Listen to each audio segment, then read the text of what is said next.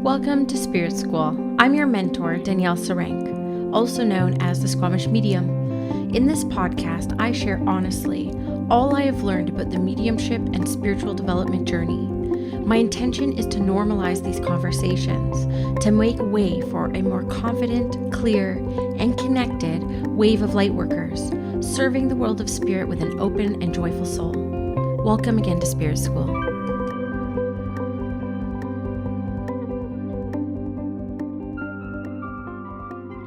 Hello everyone, and welcome back to Spirit School. I am so excited to be here with you, talking about a topic I have never really talked about on the podcast before, but it is a topic that I have mentored on for the past 2 years in my business.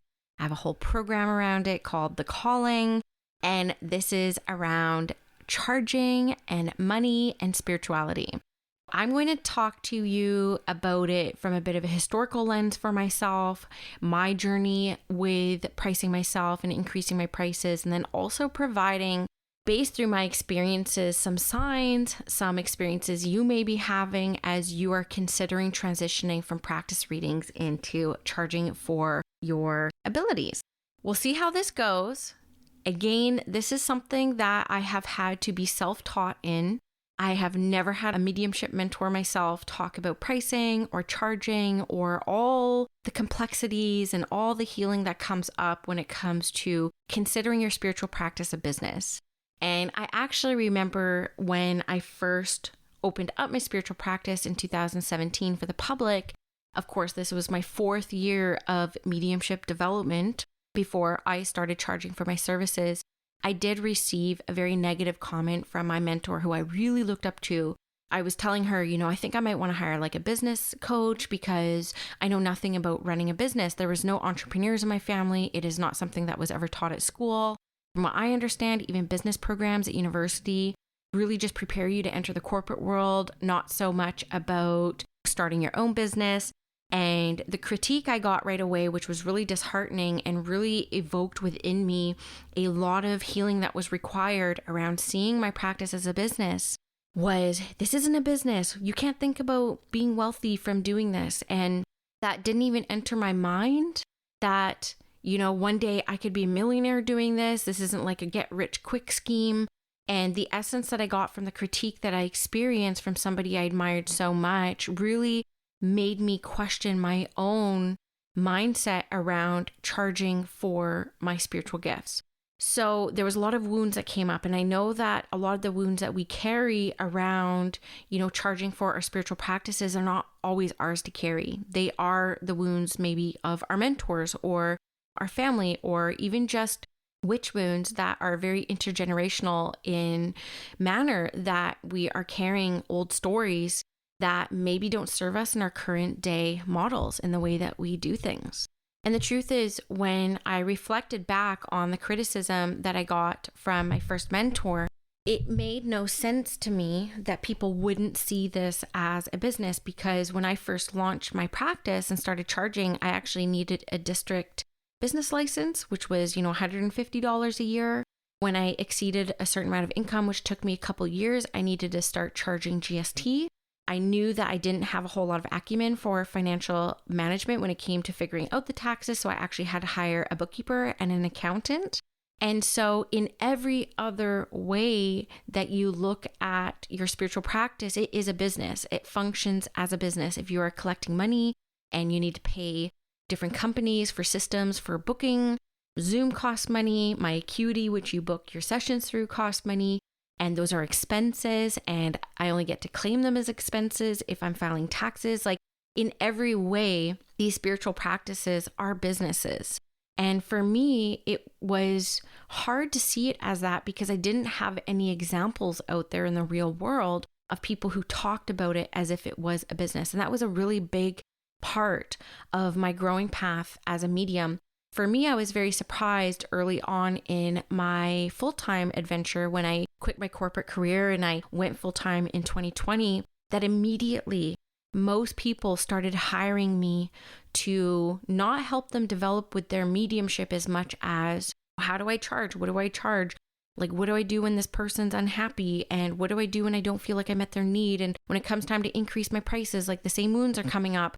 And a lot of people are hiring me to help them navigate seeing their practices as a business and creating the systems and structures that support them so that they can just show up and serve and do what they love. So I'm going to share a little bit about my personal journey with charging for readings. And then I'm going to go into some signs that you may experience yourself if you're, moving from practice readings into charging, some, signs that the spirit world may leave us, that it's time to start, getting to that next level, time to start creating a more equitable energy exchange when it comes to what we have put into our development and what we are outputting as far as impact in the world. And I'm going to talk to you about some common stories that you may carry with you when it comes to charging for your spiritual services. And then, of course, some closing thoughts on this. Going from practice sessions to paid readings is a huge shift, and it's very scary. For me, because the first mediumship experience I had with a sitter was so profound and so heartbreaking at the same time, I was very much aware that I needed to understand my gift before I would even consider working for the public. Not even charging, that was not even in my awareness for a few years of my development, but I had the understanding of the influence that we have and the impact that we can have on a sitter. And I really wanted to know what I was doing before I even considered working for the public. And even back then, I was just thinking practice readings for the public. And that was because, the first spirit I communicated with was a very young man and I was working with his mother. And there's a very next level state of grief and pressure that readers can feel when connecting because we want to do good and we want to be able to bring through the one that they want to hear from the most in the most impactful way, not just for our sitter, but for the world of spirit as well. So when I first started my development journey, I had a goal I set out for myself that I would do 150 free practice readings before I would even consider charging anyone for my services. What I didn't know at the time was that that would take me over 3 years. And I am somebody who sticks to their commitments. I always have been. If I say I'm going to do something, I do it. I'm trying to relax around that because some things that I want might not feel good in a month. And I'm learning to give myself permission to change my mind. But back then I didn't have that self-awareness and I didn't have that spiritual growth that really accompanies the spiritual maturity when it comes to serving the world of spirit and serving people in a public space. So that wasn't in my awareness, but it did take me 3 years. And what happened for me was it still wasn't really on my radar to charge for the public, but I had an opportunity present itself. One of my friends who's a shamanic teacher, and she was actually my shamanic mentor, was hosting a winter solstice event and asked me if I would come do readings in exchange for $20 a person. And I was like, well, I can do like little mini readings, like $20 for 20 minutes, like Miss Cleo rates. And that for me, there's no guarantee I would fill up all 4 spots because it was just, an hour and a half, 2 hours of readings that I would be doing. It was my first time really putting myself out there and not doing public reading sessions that were organized by my mentor in a very safe space where she managed the expectations of the sitter. This was something I had to end up doing myself. And lo and behold, all 4 sessions booked up right away. They all went amazing. I felt very elevated and elated and expanded after that experience. I remember going to a Christmas party right after and my friends like, how did it go? They were not spiritual in any way, but they were so supportive and so sweet. And that was my real first experience of having charged for my services. What ended up happening following that is those 4 people told like 8 more people. And all of a sudden I had people messaging me saying, hey, so you gave so-and-so a reading. I want a reading too. And I felt at that time, because I only charged these people $20, I should only charge the other people for $20. So my charging for my spiritual services started as an invitation. I don't know if that was necessarily line from spirit because maybe I would have never have started charging because I didn't even know where to start. And it wasn't anything any of my mentors were talking about. So I was kind of a fish out of water here. And then I also had guilt right away thinking about like, oh, well, $20 for 20 minutes. So I started really just doing my mediumship sessions for 20 minutes for $20. That's really how I started charging. Now, I do go much more in depth through the incremental increases that I did in my business, which is really painful journey in the calling. So I do talk about money during 2 classes in the calling, which is my spiritual entrepreneurship program, which starts on May 18th. Links below to any details around that. It might come up a couple times in this podcast just because I want to share how I go deeper into some of the context I'm creating right now. I go deeper into this program. So you will hear me talk about it just like as a bit of an informative consent here at the beginning to let you know that. But I was shocked to realize how much of the charging journey and price increase journey was actually a healing journey in itself. So there was a lot of belief systems that I didn't even know I carried within myself when it came to start charging. And then the demands became so high that I could no way serve everybody who wanted readings. I mean, I didn't have any social media. I didn't have a website. This was all word of mouth. And it was requiring me to be away from the family a lot more, which was causing like a lot more friction. And then I couldn't do readings at home because I had a baby, like a newborn baby and a 3-year-old.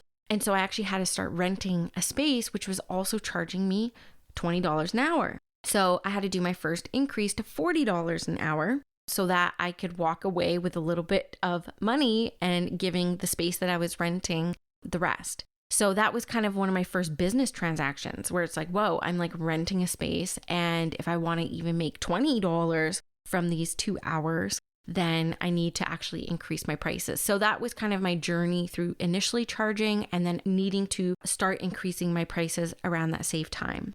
So as my popularity grew, if you can say it like that, and as the demand for my services started to grow, the prices started to increase because I started needing to bring systems into my business, like scheduling systems. I was using my notepad on my phone for a while, and it only took 1 double booking. When you have 2 people who are looking to connect with their loved ones and are in a state of grief show up at your door at the same time and you have to pick one, that's a tough choice. So I ended up having to invest in a booking software, which I use Acuity. It's amazing. It's like a personal assistant. I'm not sponsored by them. I don't have a referral link of any kind. But then I started having to invest money in doing my practice and my business, as well as the development, which costs a lot of money too. Plus the demand. And, not only was I attending development outside of the family time, but then I was starting to serve outside of the family time as well. And so one of the ways that I started healing my guilt that I felt around charging for my services was I would save all that money and I would put it towards my development. And this really helped my marriage because then I wasn't like putting air quotes here, but like taking money from the family pot for my development, which my husband just couldn't really understand at that time. Keep in mind that this was like 2017. And so all the money that I would make from doing my readings was actually reinvested in my development. And it was like that for years, like I think until 2019. Pretty much everything that I made was reinvested into my development. Another class, another mentor, another niched workshop, or whatever it was for my development, it would just be reinvested into it. But one of the things that started really becoming aware to me when I went full time in 2020 and really kind of like not understanding how somebody could make a career out of this, like, because again, nobody's talking about it. Nobody's telling you, like, how do you make a living off doing readings? Because when I worked 9 to 5 in the corporate world and I was getting paid $60 an hour to be there 9 to 5, I can't do readings 9 to 5. Like, that's impossible. And so you start having to look at, how many readings do I have to do to be able to go full time into this practice? And I actually created a spreadsheet for this, which is included in the calling, to start working this type of stuff out.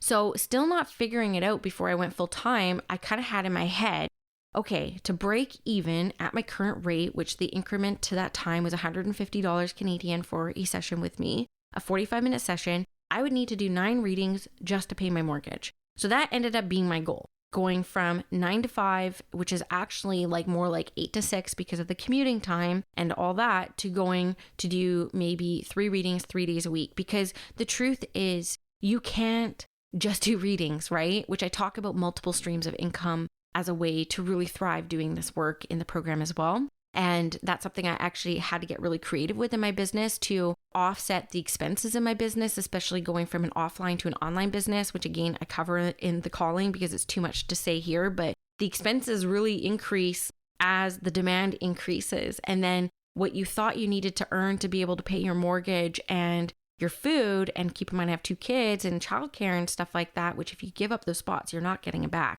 You actually have to keep paying for their spot so that they have continuous childcare.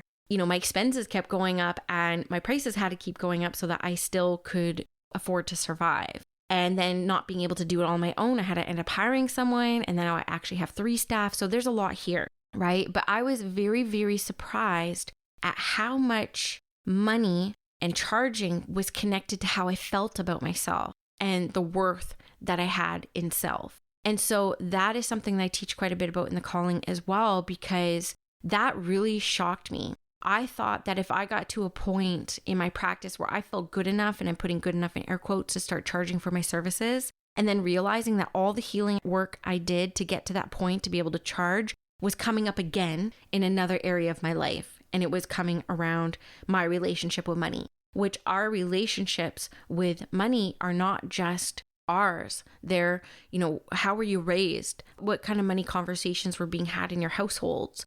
Maybe you had an experience like me where my mentor really made me feel guilt and shame around considering my spiritual practice an actual business, because it was, right? And I carried that for years. Obviously, I still carry it if I am still talking about it too, right?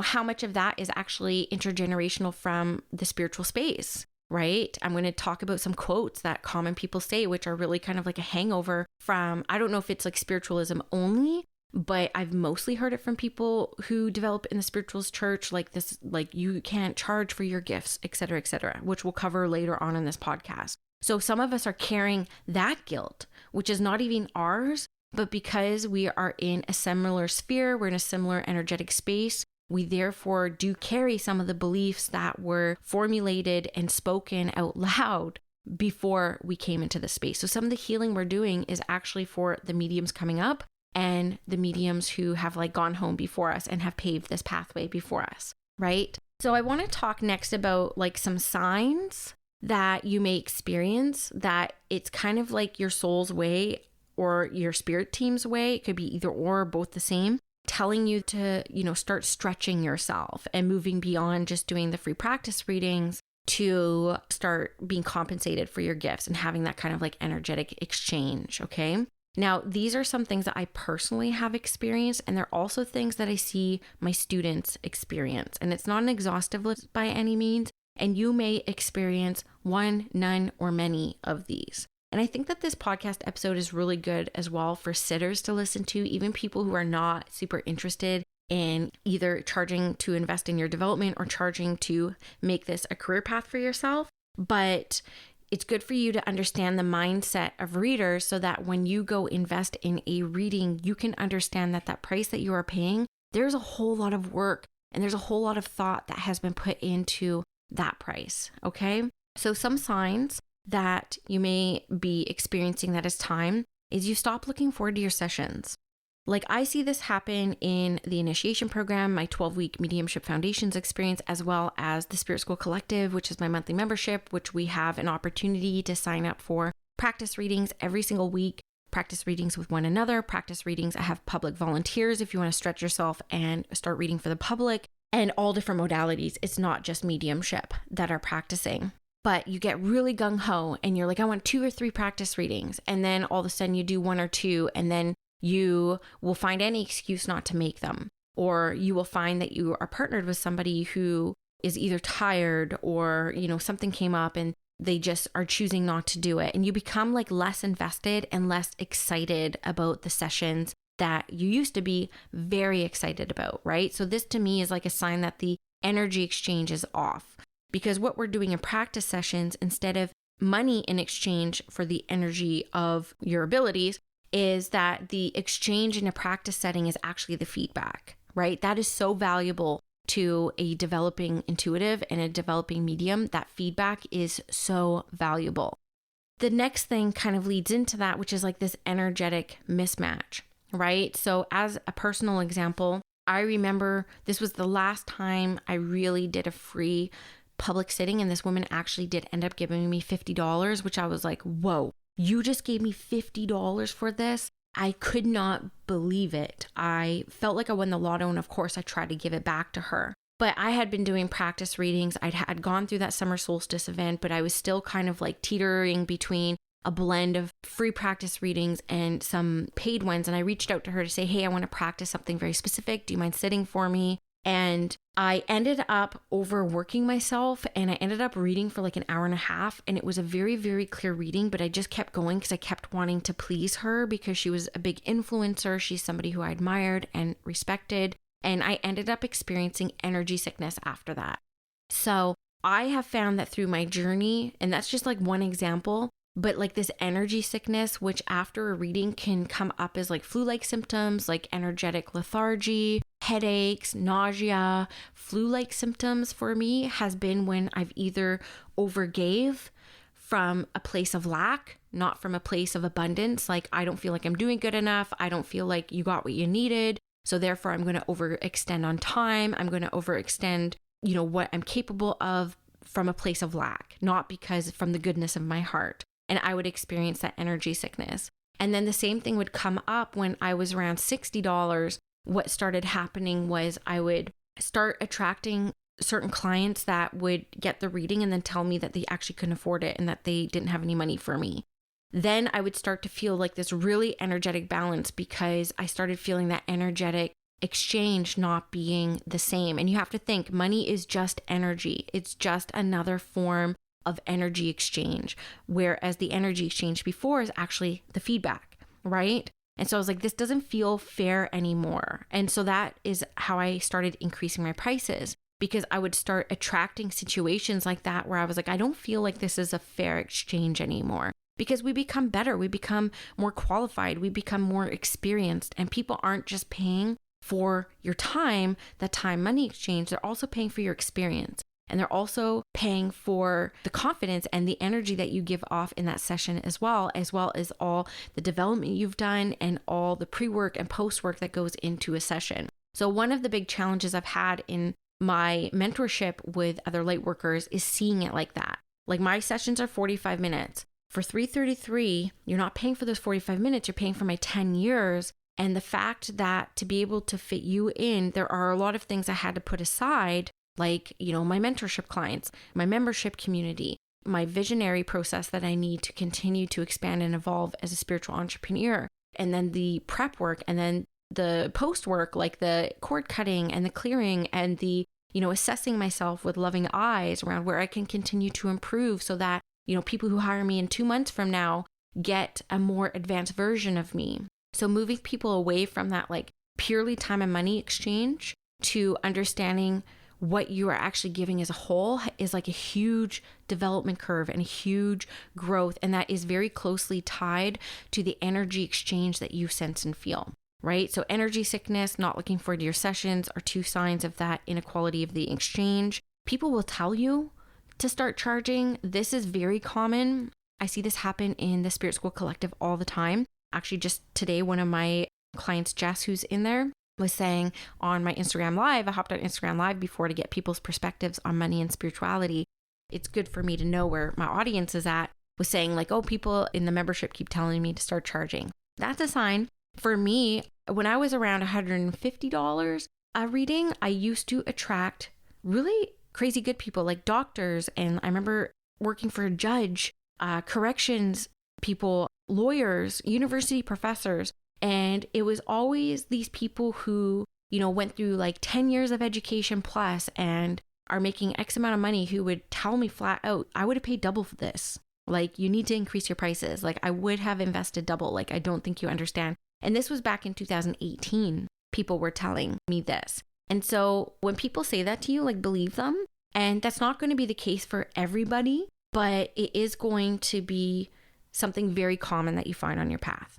You'll also find if you're undercharging, you're going to get a lot of no-shows, especially if you don't take prepayment for your sessions first, which I talk about a lot in the calling as well. We cover all of this, like the systems and processes that you want to have in your business. But if you're undercharging and not taking prepayment for the sessions, you will experience a lot of no-shows. And for me, if I get one no-show, that's usually a sign for me, okay, I need to bump up my prices to attract a more committed clientele. And there is such a thing as like this middle range pricing where, You get two types of people who expect the world out of their investment and people who also don't take that investment totally seriously. And that's kind of where I'm at in my current business, is like I'm trying to be really accessible and affordable, but I'm also not honoring the impact that I create for my clients who are constantly telling me the impact that I create. I'm in this in-between space. So I'm still working on my own wounds around money. But as my prices increase and as my body of work expands, the issues that I'm dealing with are also elevated issues. So just to kind of give you an example of that, but you will experience no-shows quite a bit. And you will actually experience this in your practice sessions as well, which is a sign that you should also start charging for your services as well. And then the last thing I had on my list for signs is you kind of have what I had around this realization that to not just meet your basic needs of human survival, but to actually have a life where you could potentially thrive, that you have two choices. You either have to increase how many readings that you're doing, which isn't an option for many of us, especially like moms, or we have partners who don't quite understand what we're doing, or you have to start charging more. Like those are the only really two options. And so that's also a sign to not just charge, but also increase your prices. So one of the things that I cover in the calling is multiple streams of income when it comes to the spiritual work. So I will cover more of that in the calling, but just to give you a little bit of sense of that. So the other thing I really wanted to talk about were some of the really common stories that a lot of us carry, and it's not our fault. So if you feel called out, please don't, because these are all things that I have also gone through and have had to navigate and heal within myself to be somebody who can really thrive in a spiritual business. And I am still myself, like even though like my prices have increased, my programs do really well, my membership does really well, I am still reinvesting in my practice. So I still take home a very modest income myself, but I have 3 staff now and I have an online school and I have, a membership, and all of this costs quite a bit to run. And in the calling, I actually show you all my expenses and I show you ways that you could save money yourself. If I were to do everything all over again, what would I do differently to kind of like streamline things and keep costs down? So I won't go deep into that into the podcast, but I do cover it there. But these are all common stories and wounds that I have had to overcome. And I know I'm not going to be alone here. And the most common and the most old school I find is you should not charge for your gifts. Now, here's the truth.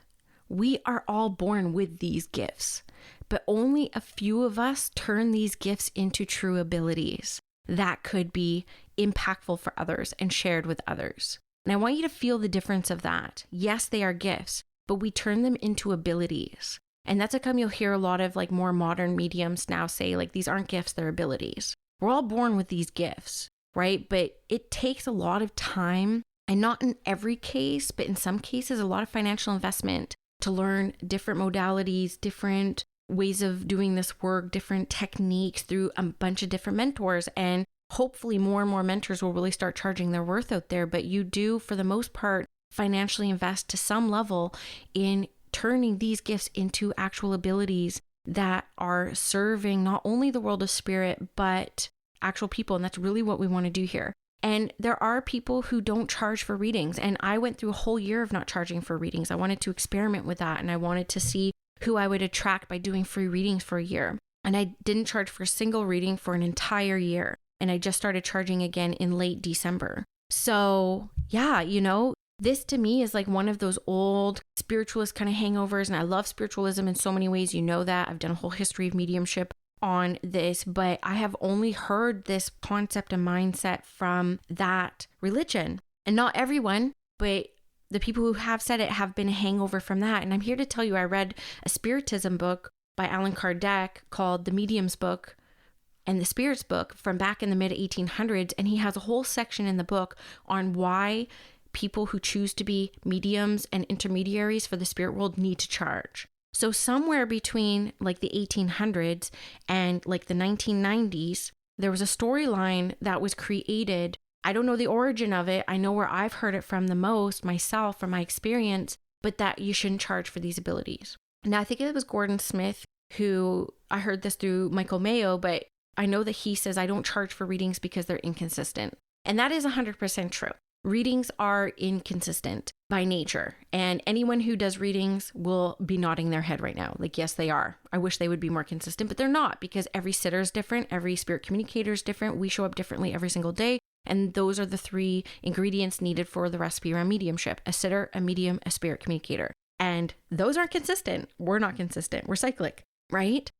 There is that belief, but I also find from my experience in my sessions and the sessions of a lot of people who are drawn to study under me is we're not just giving mediumship information. We're also giving psychic information. We're also being an educational resource for the people who are obviously spiritually curious enough to come see us. So there is a lot more that happens in a session than just purely channeling the divine. So you have to think outside of that, because a lot of people too are like, well, I don't get names, so I can't charge this yet. I'm like, there's so much more that you can offer than just that. And we need to kind of open up our minds to that. But this, like, we shouldn't charge for our gifts. That will sit good for a few people. But if it's not your truth to carry, please let it go. Because yeah, everyone has these gifts, but it only takes a few people to turn them into abilities that can be useful for others. Okay, so the other story is, how could I charge X amount of dollars for X amount of time? So this time for money exchange is like obviously formed from the Industrial Revolution, colonialism, right? Colonization. This time for money is a very wounded masculine paradigm. And it's a very old story that is just etched in capitalism. We know that things are shifting as a collective with that, because more and more people are becoming more entrepreneurs. We have the Great Resignation happening, post-pandemic. People are starting to realize what work-life balance looks like. And we're starting to realize that time and money exchange, I'm getting covered in shivers talking about this, but the time money exchange is like an old way of being that is not serving where we are going. So again, it's not just the time in the session that is accounted for in the price. It is the years of experience and development. It is the prep before and after. And the fact, I'm just using mediumship as an example here, but mediumship is a lifestyle, right? So my whole life is being in a way that gets me prepared to serve the world of spirit and the people who are chosen to work with me, not just through a mediumship setting, but through my development teaching and through my mentorship that I do for other people. So I have to continue to grow, learn, and evolve myself. I have to continue to walk through fire, overcome my limiting beliefs so that I can therefore turn around and teach it to other people. And we can only really teach what we're embodied in. So that's just one of the things I sign up for. So when I look at the initiation and the way that I price that, it's doubled in price since I launched it. But the reality is I have invested over 300 hours in creating that program, just creating it, not executing it, not marketing it, not promoting it, not talking about it, not even thinking about it. But the actual creation of it was over 300 hours of my time. And I continue to improve and expand on it and grow it. And the way that I teach it and the way I structure it continues to expand and evolve too. So therefore, the price is going up. So you're not paying what it was this last round, $888 for 6 hours of live classes and 30 hours of self-study content, right? You're paying for the impact it has created for hundreds of people who have walked through it, the 300 hours that it took me to plan, record, post, edit, publish it, and create that structure, create the Facebook community, create all the things that go through it. I'm not even considering the promotion time and the time I think about it. And actually my business manager, who's also awesomely named Danielle, just told me today, because my membership, it's very low ticket. It's $111 a month. It's by far the cheapest thing you can do to work with me. And she was like, I want you to start tracking your hours because you invest more in this membership than anything else you do. And the price doesn't reflect that. So my choice is either going to be increasing the price of the membership or scaling back all the creative juices and all the creative forces that I kind of put into it. And I don't know how to do less, just so anyone knows. So therefore, it is very likely that the membership price will increase. So I have people in the membership who are paying $77 Canadian because they're grandfathered into that price. And people who invest in whatever tier they're at get to stay at that. But the more I'm able to bring into that space, the price has to reflect it, which is why the price has continued to increase for that space. And it will until it doesn't feel like it's a fair exchange for me. So you can't look at time and money as an equal crossover exchange. One thing that continually comes up for me, and this is a story that a lot of you will probably experience if you haven't already is, what if they cannot afford it, right? That was huge for me. And the funny is, my experience as a purchaser has never been that. But for some reason, my experience as somebody who charges for my mentorship and my readings and my programs and my time and my energy and my experience is that I'm continually underpricing and under evaluating what I bring through my programs and my membership and my one-on-one, because I want it to be accessible and affordable to people, which is how come I have different tiered structures, and the membership continues to be that kind of entry-level investment into my world, into my knowledge, because I want it to be accessible. But this is still something that I'm continuing to grow and work on myself, right? Because I have this assumption that it's too expensive or people won't invest in it, when I really have no place to make those assumptions about other people. Because the truth is, when I was 17 years old and I was maybe making $21,000 a year, I was still investing at that time in the year 2000, like Sylvia Browne's still alive here. I was still investing $200 to get mediumship readings without batting an eye. Without batting an eye. I remember being 18, paying $500 to see Sylvia Browne front row. And I was investing in that without even batting an eye, because that was my choice. So where does the wound come from then, that we're making assumptions that other people can't afford it, when I very well may be attracting people who are just like me? And it's like, if I'm spending money anywhere, this is where I'm spending it. Like, why don't I think like that? So this is a wound I'm currently still continuing to move through and trying to balance that accessibility versus the impact. Because the last thing, if I don't take care of this, based off this episode, what I'm telling you is, I will either not want to do it, I will get energy sick, and then nobody wins. I don't win, my clients don't win. So it's very important for me, as somebody who is leading hundreds of people every single year through a very similar journey, that I continue to work through my stuff and I continue to walk through this fire so that I can be an example of what is possible. So I'm very committed to continuing to increase my price and increase my capacity to hold space for more people, so I can continue to be a model of what is possible for people who want to chase their dreams. See, I almost just threw up because that makes me so nervous. I just kind of gagged, but it's what I signed up to do here, and it's what I declared to the world of spirit I want to do, right? So here I am, continuing to walk this path and sharing everything with you guys along the way. And then the final story that we have around this is, I am not good enough yet. Oh, actually, the last thing I want to say around the people who cannot afford it, that storyline that we have, and I want you to hear me really clearly around this. There is a reader at every price point, and there is a reader for every sitter. And even sitters who cannot afford a reading, there are so many people doing it for free, especially because they are still carrying around the belief of the first thing I talked about. We shouldn't charge for our gifts, which is totally cool. And everyone has their own path, their own dharma that they have to walk, their own karma. So no judgment for anyone who carries any of this. But there is literally a reader at every single price point. I used to be $20, guys. And for 3.5 years before that, I was free. And then now I'm $3.33, and that's probably going to end up going up as well.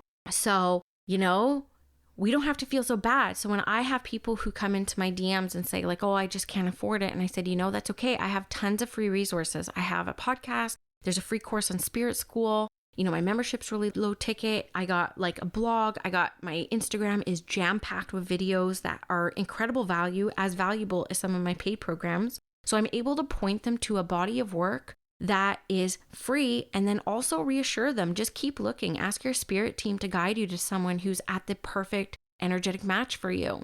And you know what? That reader will be so grateful to serve you, and you will be so grateful to find somebody who is completely accessible to you at this time. Okay? And that is very, very true. And that is the truth. So we need to try to see some of our wounds and some of our limiting beliefs from a different perspective. Okay? And then I am not good enough. Yes, you are. Right? You have to trust the world of spirit here a little bit. I believe that everyone who chooses to work with me, whether it's mentorship, community, program, one-on-one, readings, my spirit team and your spirit team had something to do with that alignment. Same with my spirit messages. I'm constantly telling you guys, I'm just speaking to the people I know who will be drawn to listen to this. Your spirit team and your soul had something to do with that to come into alignment. So this I'm not good enough story yet needs to go away, because the truth is, it doesn't matter how good we are always going to want to be better. right? And this is chasing that discontentment where we are constantly looking for that next thing and not appreciating where we are. Totally different story, but they're completely aligned. You are good enough. And if Spirit has brought somebody to your chair, it's because they have chosen you and they know that you can help serve them. And I even see my biggest pain in the butt clients and the people who have made me mad and the people who I've kind of cut out of my life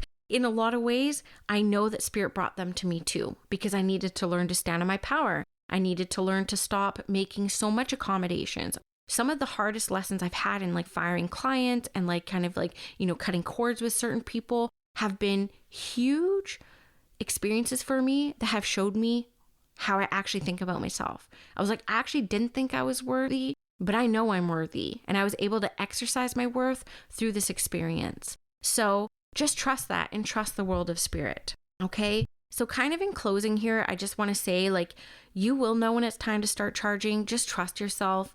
You might experience something outside of what I talk about here. It's all fine, but you'll get a hit. You'll get a hit and you'll know. You need to understand that there is going to be deep healing as you walk this path. And I say the same thing about mediumship development. You might think that, becoming as clear of a connection requires more sitting in the power, more doing practice readings. And then you find out that actually standing up for yourself over here to your boss completely translated over into your readings where all of a sudden you feel powerful, and it had nothing to do with development. It had to do with life, right? So that's I'm passionate, especially in the collective, about not just developing abilities and gifts, but developing the human and the things that come up on the human path. So you will be shocked to know that so much of this like money and spirituality journey is actually in the healing that you're going to have to do in your human. So please just be prepared for that. Not all the stories that you have around this spirituality and money are yours to carry. One of the quickest exercises I do around this is I just say, thank you, Spirit, for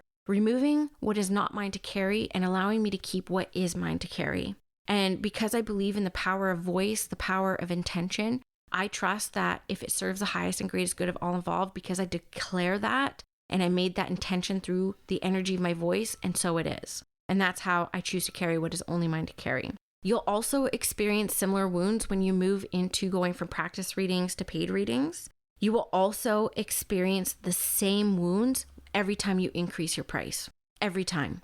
So be prepared for that as well. Just because you start charging doesn't mean the lessons are behind you. So just be prepared for that. And I want you to also consider your practice as being a lifelong journey. Okay. This is like one of the things that keeps me the most grounded. I'm in no rush to be like a world famous, like millionaire medium or anything like that, or spiritual teacher or whatever you want to say that I do. I know that if I continue this path, that may be a reality for me eventually, but it's not something I'm in a hurry for. I want to be old and gray doing this work. I don't want to retire from this work. I don't want to like get like $6 million and then like live a life of quiet luxury for the rest of my life. I can see myself doing this work for the rest of my life. Being old gray, little bitty, going backwards in time. Maybe I'll go back to $20 doing them at my kitchen table again. Unlisted services. That's a dream of mine, believe it or not. And it's a very romantic idea. But the fact that I can see myself being old and gray and, at the end of my days, like being in love with this work still means that I'm in no rush to make things happen now. So it's important that you hear from me that it took me 3.5 years to start charging, because I do have people who leave my 12-week program, which used to be a 6-week program, by the way, putting up a website and starting to charge possibly before they're really ready. And I want you to do it if it feels good. I don't want you to hear my story and think like, oh, I have to wait 3 years. No, you don't. Your timeline is going to be completely different than my timeline. But what I do want you to hear from me right now is that there is no rush and you are not in a hurry to make this happen and work out for you, okay? I love the growing journey. I love that I get to walk through so much pain to get to so much clarity, because I get to turn around and teach that because I have experienced it and I'm embodied in it. So we're never chasing a destination. This is a path that will continue to unfold for the rest of your life if you choose to stay on it. So please calm down. You're not in a rush is basically what I want to say. And this podcast I've wanted to record for years and I never felt ready. And today I feel ready. This may turn a lot of people off talking about spirituality and money. And that is very indicative of where you might still need healing. because somewhere along the way, somebody chose money as being the energetic exchange to meeting the basic needs of our human survival. Before that, it was wares and services. But we are living within the construct of what has been created before us. And it is up to us to do the healing required to be able to create lives for ourselves and the generations after us that set them up for success. So we have to walk that path and do it first. So it's worth healing. And if you're interested in more about the business side of the spiritual practice, whether you're considering it this year or you've already been doing it for a year, this is good for beginner, advanced, and intermediate business people, okay? We're going to be covering like marketing. We're going to be covering energetics, which is so important. Most of my business is actually based off of energetics and attracting. We're going to have 2 classes around money wounds and pricing our services. And I have kind of like a workbook and formula that will help guide you through that. We're going to be covering a whole bunch of stuff: masculine and feminine energy, alignment, policies, scheduling, and structures. So it's a 12-week program. There's going to be 6 live 2-hour classes. There's going to be Q&As peppered in with it. By the time this publishes, probably won't be any spots left, but I did create 6 spots that you can upgrade to a one-on-one with me with some Voxer support. I may very well do an intimate mastermind on the back end of this for people who are like really serious about growing a spiritual business. So lots of opportunity to learn from me in the calling. It's still very affordable. I know it's going to be double the price next time I run it. So it's $888 US right now. So feel free to go check out the link if you're interested in this. And if you're not, and it's not the right time, I will be doing this again in February 2023. So it's not now or never, but it's definitely going to probably be double the price next time I run it. So just keep that in mind. I hope you found this topic interesting. I hope you found it helpful. And yeah, I'll see you on the next episode of Spirit School. Did you know that Spirit School is not just a podcast? It's an actual school. If you go to myspiritschool.com, you can invest in self-study courses, live programs, and of course the Spirit School Collective, my baby, my monthly membership community. All Spirit School offerings are intended to get you feeling clear, confident, and connected to your spiritual path, your development journey, and of course, connected to other spiritual curious souls who are having similar experiences to you. I hope to see you in Spirit School.